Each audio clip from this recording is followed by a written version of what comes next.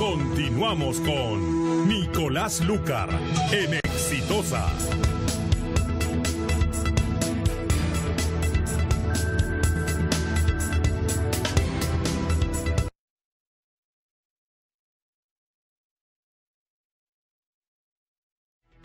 Estamos de regreso, soy Nicolás Lúcar, esto es Exitosa. Tenemos una pregunta para la gente que nos escucha, que nos ve, que nos sigue en las redes sociales.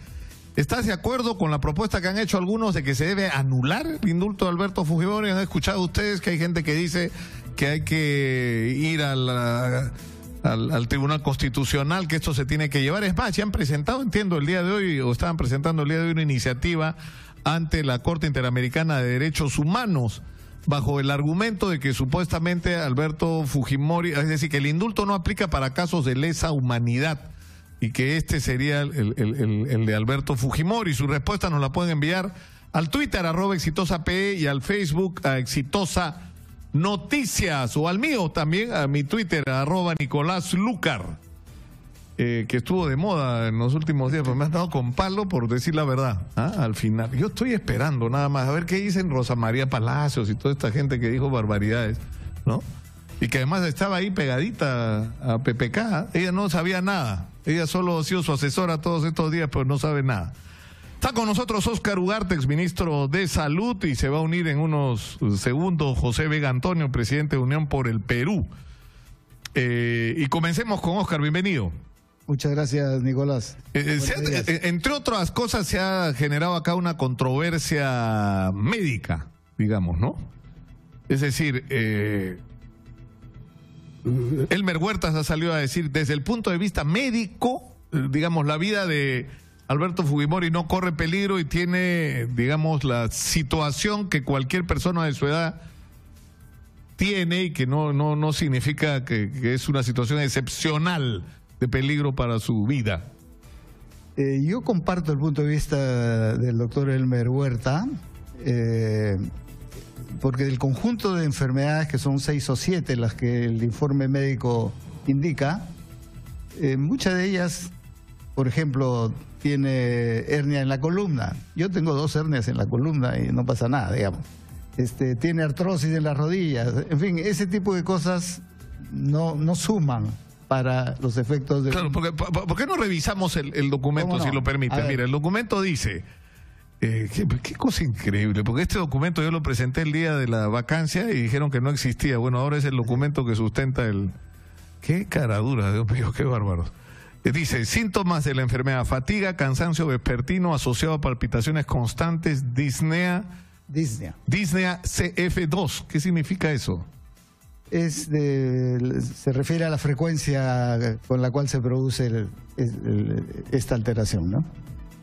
Ya, de ahí dice antecedentes: hipertensión arterial crónica con crisis hipertensivas a repetición que han merecido atención de emergencia, fibrilación auricular paroxística con crisis graves de respuesta ventricular alta con torpe respuesta al tratamiento, cáncer epidermoide medianamente invasivo de la lengua, trastorno depresivo tratado con medicamentos, hipertrofia benigna de la próstata, hipotiroidismo subclínico, insuficiencia periférica vascular, hernia de la columna lumbar y gastroduodenitis crónica. Sí. Esos son los antecedentes. Así es. Lo que tú dices es que de acá yo tengo como 3. ¿Sí? Sí, no, la gastritis o gastroduodenitis es sumamente frecuente. El problema de la hernia, él tiene una, como te digo, yo ando con 2 hernias de la columna. Depresión es un cuadro muy frecuente de salud mental en el Perú. Esos no son los problemas, ¿no? Ahora, lo que más llamaría la atención es el cáncer, pero eso, por toda la información, fue operado en su momento. Claro, por eso todo esto figura en la sección antecedentes, porque ahí viene el examen clínico y el diagnóstico definitivo. Okay. En el examen clínico lo que dicen que el paciente ha perdido 20 kilos desde que entró a prisión, que tiene la piel y faneras, piel tibia, elástica e hidratada, ruidos arrítmicos, me imagino que eso se refiere al examen cardiovascular, soplo sistólico, enfoco mitral, murmullo vesicular, pasa bien en asmo semitórax, y en el abdomen blando, en fin, eso es lo de menos. Pero lo importante aquí es el diagnóstico definitivo. Dice que tiene fibrilación auricular paroxística con riesgo moderado de tromboembolismo.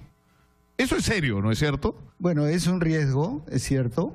Sin embargo, eso también tiene tratamiento, o finalmente es un riesgo que puede ser donde esté. O está en la cárcel o está en su casa, ese riesgo tiene que ser controlado, de todas maneras. Pero ¿y eso cómo se controla? Hay con medicación, porque hay medicación para regularizar, digamos, los latidos, porque lo que se produce cuando dice esta arritmia es que una de las aurículas, o las dos aurículas, fibrilan, o sea, no permite un latido normal. El riesgo de eso, y eso es cierto, es que puede producir una turbulencia sanguínea en el corazón, eso forma coágulos y eso te produce una trombosis. Exactamente. Pero ese es un riesgo donde esté, independientemente de su ubicación física. Y eso requiere un tratamiento.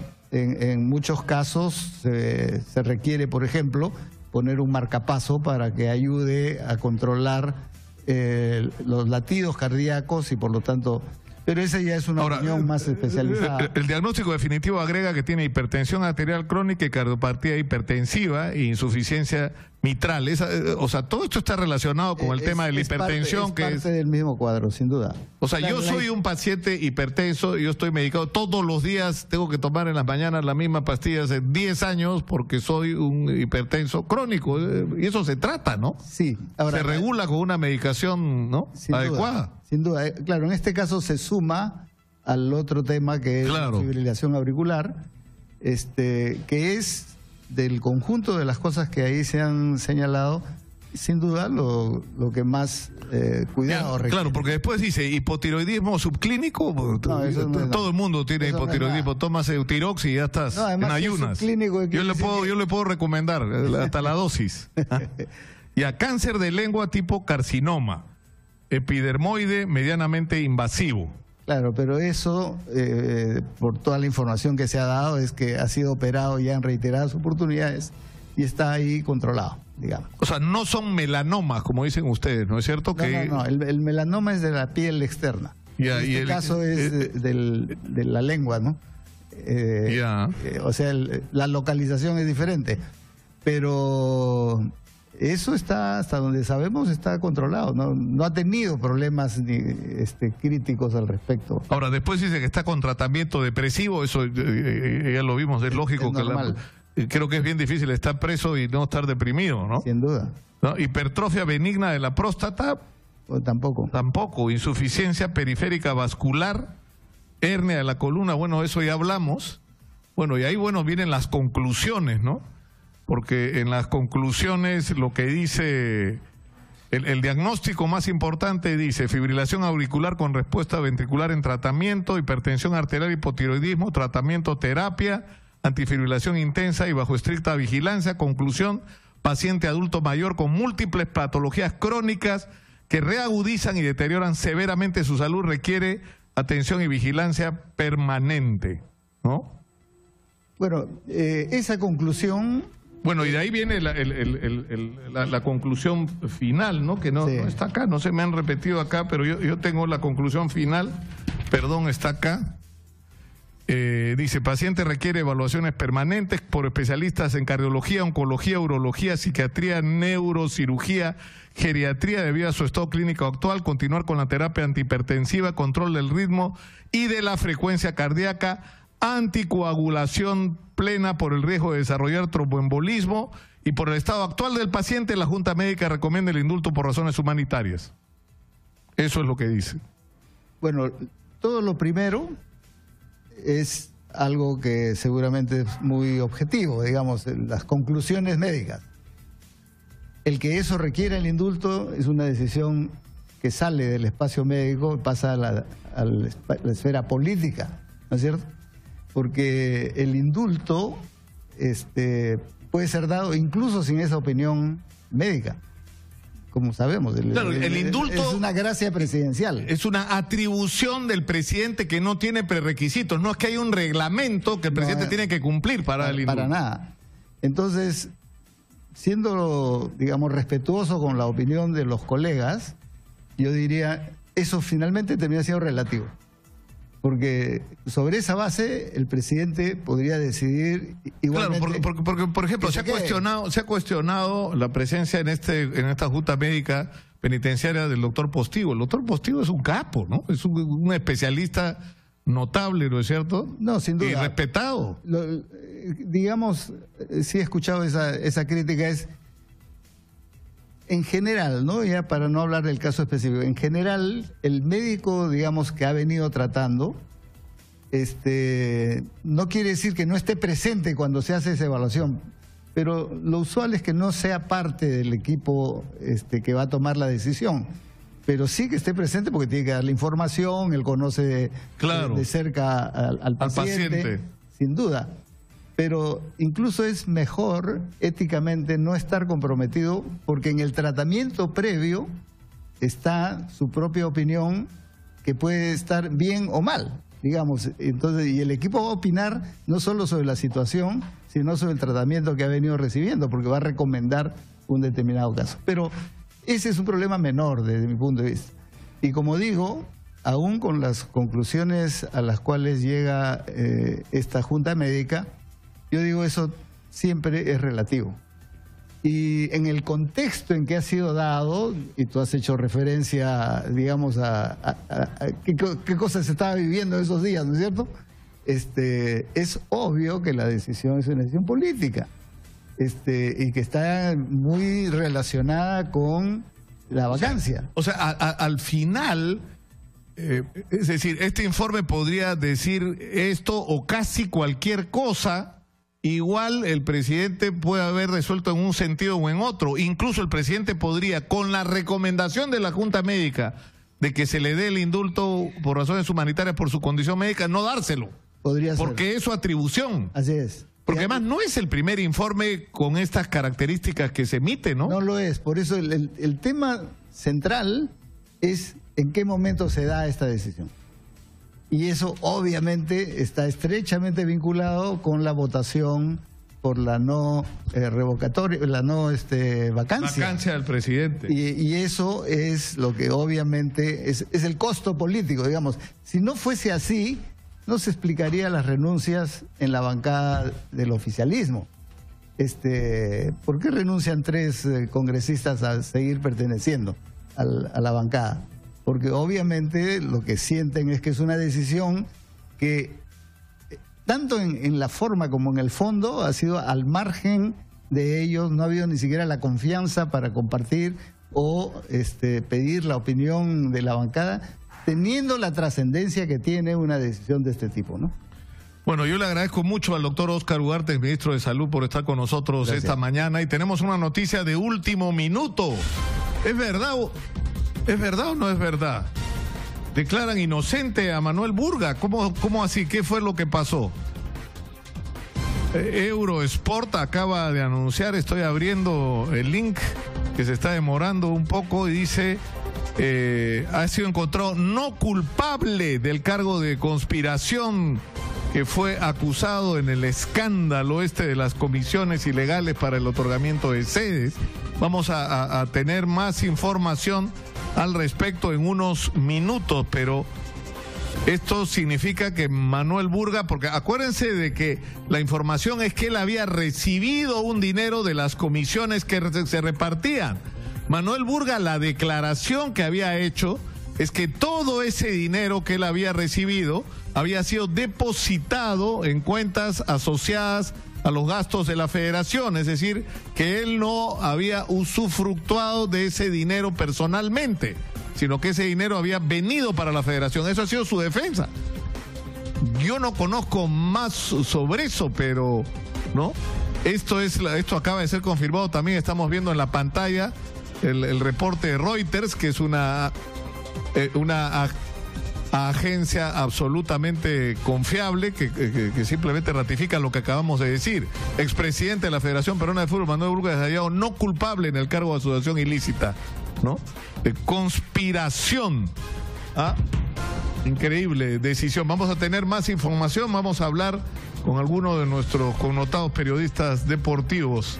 En unos minutos vamos a estar con ellos, pero está en nuestros estudios José Vega Antonio, presidente de Unión por el Perú. Bienvenido, José. Gracias, Nicolás.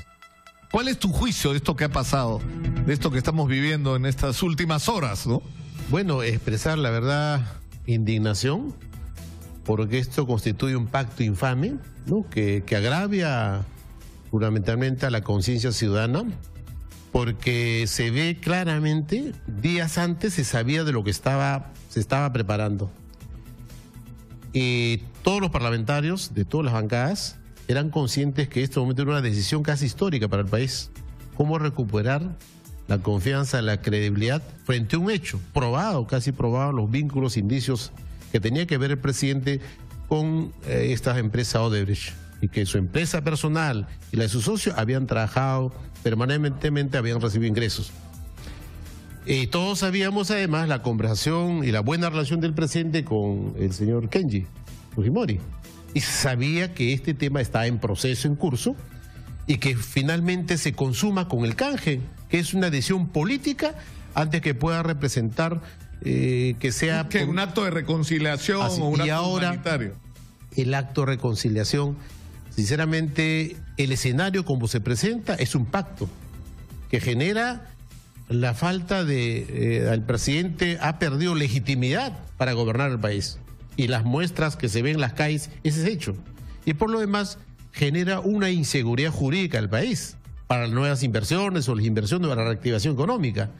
Por esta razón, el presidente ya no va a ser vacado por el Parlamento, que muchas bancadas se dividieron y algunos salvaron su imagen, su dignidad y votaron a favor de la bancancia, y otras bancadas que hoy están yendo a algunos medios a defender lo indefendible porque huyeron del Parlamento y no votaron a favor de la vacancia porque era el momento de tomar una decisión a favor. Pero el asunto es que el presidente lo planteó en tales términos porque una cosa es que el presidente sea vacado haciendo uso de una atribución constitucional, ¿no es cierto? Porque esto está en nuestra Constitución, es una salida ante una situación determinada, pero eso no significa que la democracia se derrumba. El vicepresidente asume el mando y el país continúa, ¿no es cierto? Se puso al país al borde del abismo, es decir, si se vacaba a PPK, renunciaban los vicepresidentes, entonces los fujimoristas tomaban el control completo del poder y esto era prácticamente un golpe de Estado. Entonces, ese era, y encima el presidente no iba a reconocer esta decisión, sino le iba a declarar un golpe de Estado. Entonces viene la gente de la OEA, ¿no es cierto? Yo creo que ese es un tema, probablemente les ha funcionado como una estrategia política de resultado de los hechos. Pero ya tenemos la experiencia del año 2000. El fujimorismo, después de lo que significó los Vladivideos, que manejaba el Parlamento y tenía la mayoría como hoy, en otras circunstancias más graves, por supuesto, también finalmente la bancada que representaba Unión por el Perú y Acción Popular, eran 6 miembros, se propuso una propuesta de candidatura a la mesa directiva del doctor Valentín Paniagua, finalmente logró el consenso y se salvó de alguna manera esta crisis frente a lo que significa la mayoría también del fujimorismo. En esta coyuntura había la salida política. Se daba ese espacio porque se la pregunta que queda en el aire es ¿qué va a ocurrir? O sea, hay la información que compartimos muchos periodistas y gente involucrada en esta investigación sobre el caso Lava Jato, que ya está en Lima la declaración de Marcelo Odebrecht, es decir, tanto el video como la transcripción, ¿no es cierto?, de su declaración, que nuevamente compromete al presidente Pedro Pablo